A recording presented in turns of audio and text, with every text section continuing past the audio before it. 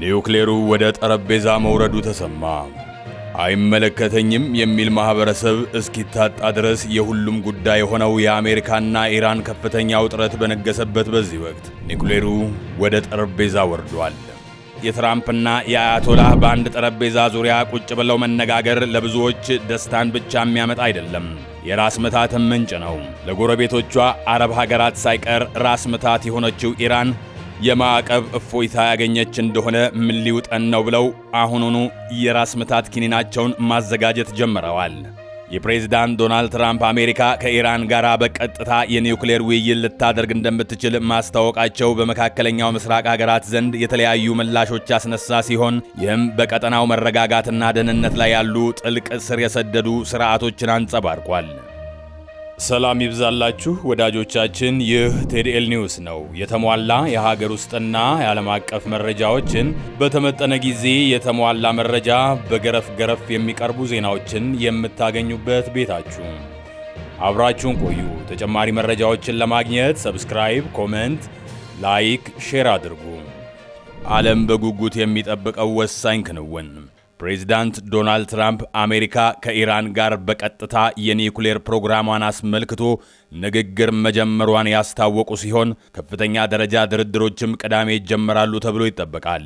ይህም በአሜሪካና በኢራን ግንኙነት ወሳኝ ምዕራፍ ሲሆን በተለይም የኢራንን የኒውክሌር ምኞትና የቀጠናውን ተጽዕኖ የተመለከቱ ውስብስብ ሁኔታዎችን ከግምት ውስጥ በማስገባት ነው።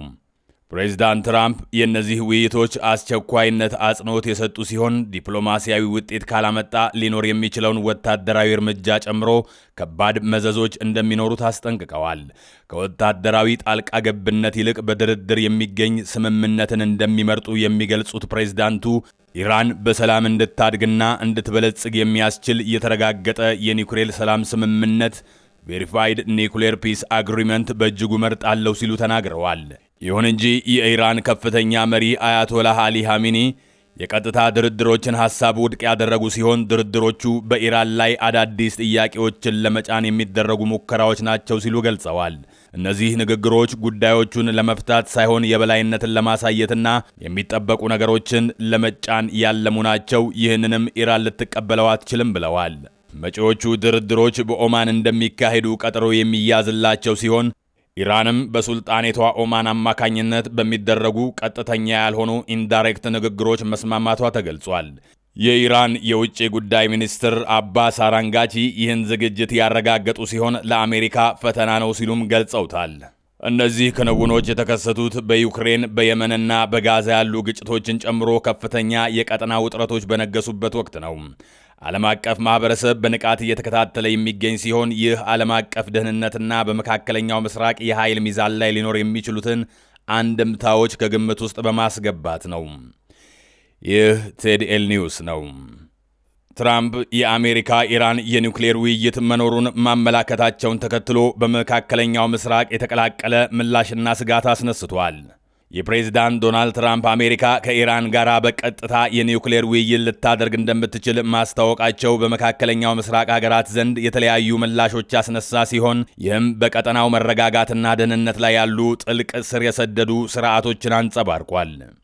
የእስራኤል አቋም የእስራኤል ጠቅላይ ሚኒስትር ቤንያሚን ኔታንያሁ ኢራን የኒውክሌር ጦር መሳሪያዎችን እንድታለማ ሊፈቀድ ይችላል የሚሉትን ማንኛውንም ስምምነት በተደጋጋሚ ሲቃወሙ ቆይተዋል። ሊደረስበት ይችላል የተባለው ስምምነት ታሪካዊ ስህተት ሲሉ የጠሩት ኔታንያሁ እስራኤል ኢራን የኒውክሌር አቅም እንዳታገኝ ለመከላከል ያላትን ቁርጠኝነት አጽንኦት ሰጥተዋል። የባሕረ ሰላጤው የአረብ ሀገራት ስጋቶች የባሕረ ሰላጤው ሀገራት በተለይም ሳውዲ አረቢያ የኢራንን የኒውክሌር ምኞት በተመለከተ ተመሳሳይ ስጋቶች ይናገራሉ።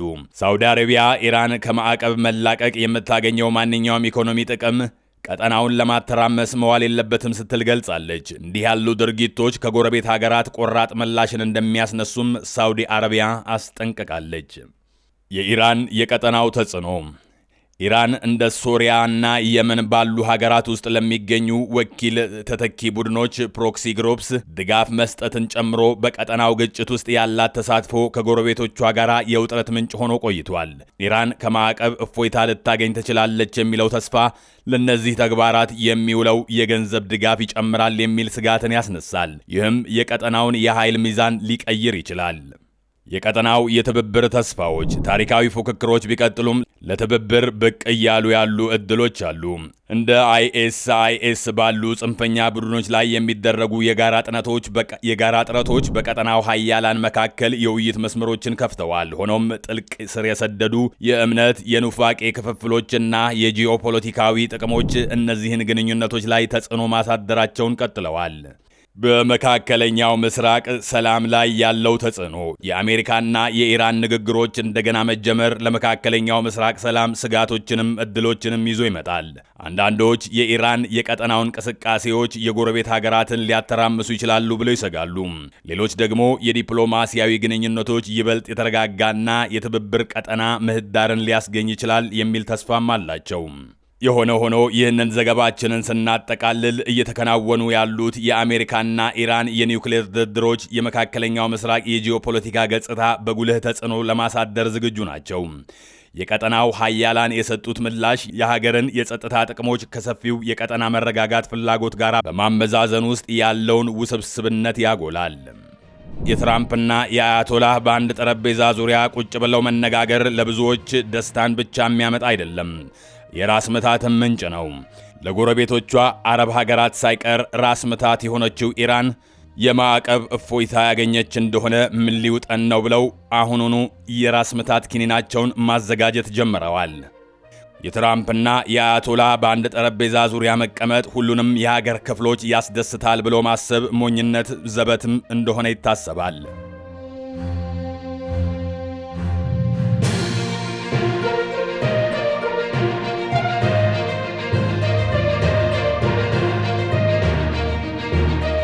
ለሰዓቱ የያዝናቸው ዋና ዋና ዜናዎችና አንድ በትንታኔ የመረጥነውን ርዕስ የተመለከትንበት የሰዓቱ ቆይታችን ይህንን ይመስል ነበር። በቀጣይ በሌሎች ዕለታዊና ትኩስ መረጃዎች ተመልሰን እስከምንገናኝ ቸር ያቆየን። መልካም ጊዜ